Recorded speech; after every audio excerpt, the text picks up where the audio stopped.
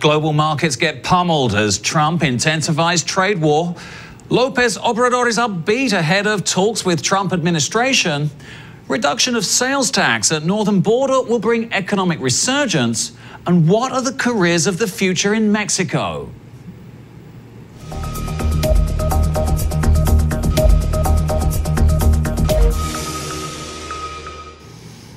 Hello and welcome to today's edition of Mexico News Network's Breaking News Business. I'm Elliot Bullman. Let's go to the information.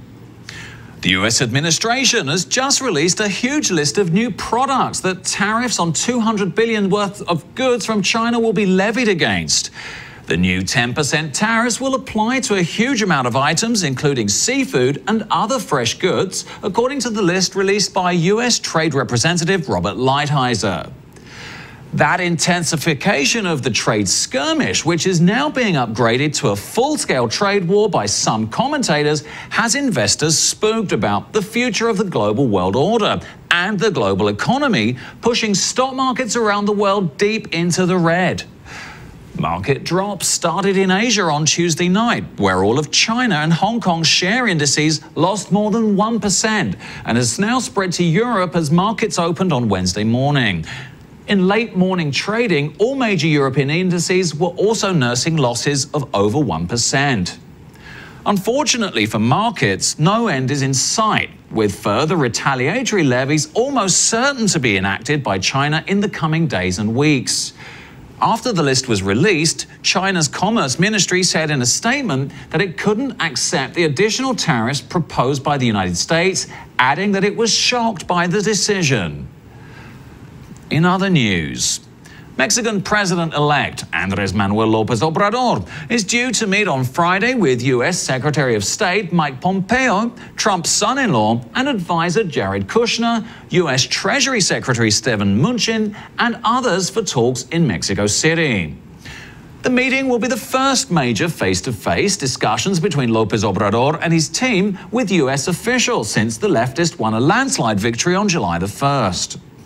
The 64-year-old Lopez Obrador, who will replace outgoing President Enrique Peña Nieto as Mexico's leader on December the 1st, said the fact Trump was sending several top officials to Mexico offered grounds for optimism about the upcoming relationship. Lopez Obrador wants to persuade Trump to help foster economic development in Mexico and Central America to complement the affected countries' own steps to create better living conditions for their people in order to reduce migration. Lopez Obrador and Trump, both regarded as political mavericks, spoke by telephone after the Mexicans' victory. Marcelo Ebrard, Lopez Obrador's pick to be Mexico's foreign minister, said that the subject of the wall did not come up in their call, nor was it on the agenda for Friday's talks. In other headlines, Manuel Lopez Obrador's plan to cut the value-added tax rate from 16% to 8% near the Mexico-US border could lead to an economic resurgence in the region, according to experts. Within 1 to 3 years, the goals of the project are to capture between $5 and $10 billion of the services and retail market in the border region of the United States, regain part of the revenue lost to consumption in the U.S., increase investment as a percentage of the general regional GDP by 18% to 24%, and attract $5 to $10 billion in foreign direct investment. Carlos Ursúa, the prospective finance secretary in Mexico's next government, said that the free zone would extend around 30 kilometers south from the border between the two countries, taking in cities such as Tijuana, Mexicali, Ciudad Juárez, and Reynosa. The general director of the Metropolitan Center for Economic and Business Information said that adoption of the reduced tax rate would translate into families in the area having more money to spend on consumer goods, adding that lower prices would encourage residents to shop at home rather than across the border. However, the plan to cut the tax rate doesn't come without risks for the incoming government, which has been keen to show that it will be a prudent economic manager. Semdis Roadueñas said that the government would consequently have to make a choice between 3 different options: finding additional income from other sources, cutting the federal budget, or taking on more debt. Moving on. The careers of the future are not the same as we know today, since much has to do with the development of new technologies such as augmented reality, drones and cybersecurity, according to the human resources consultancy Manpower Group.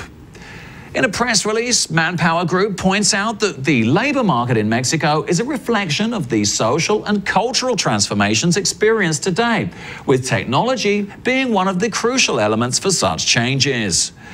In this context, the firm considered that among the careers of the future are creator of parts of the body and farmer of food created by genetic engineering, crops and animals, and wind farming. Manpower Group tips future careers as designer of alternative vehicles, geriatric consultant, biomedical safety specialists, climate modification police, virtual lawyer, avatars consultant, personal brander, social networker, and time broker. According to Manpower Group, with the skills revolution, new roles emerge so quickly that many others become obsolete, so candidates willing to learn are more valuable to employers than those who already have certain skills. And finally, let's take a look at the markets. The Mexican peso decreased 1.44% to 18.80 from 19.08 in the previous trading session. On the other hand, the IPC Mexico increased 0.07% to 49,025 from 48,991 in the previous trading session. This was all for today. Thank you for your company. I'm Elliot Bullman. Remember to follow us on Facebook, Twitter, and Google+, and log on to MexicoNewsNetwork.com for more information on Mexico and the world. Until next time.